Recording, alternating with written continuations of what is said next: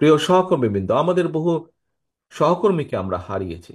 আমাদের বাইরেও, বিশেষ করে গত জুলাই আগস্ট মাসে আমরা দেখেছি কিভাবে নিরীহ সাধারণ মানুষের উপর অত্যাচার নির্যাতন হয়েছে, কিভাবে 1400 মানুষ শহীদ হয়েছেন আজকের এই মুক্ত পরিবেশকে উপহার দেওয়ার জন্য।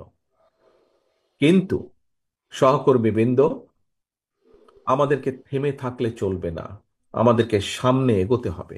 আজকে বিভিন্ন বিষয়, এটি রাজনীতির একটি অংশ, বিভিন্ন বিষয়ে আলোচনা হবে, তর্ক হবে, বিতর্ক হবে। তবে আমাদেরকে খেয়াল রাখতে হবে আমরা তর্ক বিতর্ক করতে গিয়ে দেশে এমন পরিস্থিতির উদ্ভব যাতে না হয়, যাতে করে সেই স্বৈরাচার হোক অথবা এমন কেউ হোক যারা বাংলাদেশের ভালো চায় না, এমন কেউ সুযোগ পেয়ে যাক। এ ব্যাপারে আমাদেরকে সতর্ক থাকতে হবে। এর একই সাথে আমাদেরকে সতর্ক থাকতে হবে আরো একটি বিষয়ে। প্রিয় সহকর্মীবৃন্দ, আমাদেরকে সতর্ক থাকতে হবে যে আমরা অযাচিত অযাচিত তর্ক বিতর্ক করে জনগণ এবং দেশের স্বার্থ রক্ষা থেকে যাতে দূরে সরে না যায়। আপনারা দেখছেন প্রবাস বার্তা।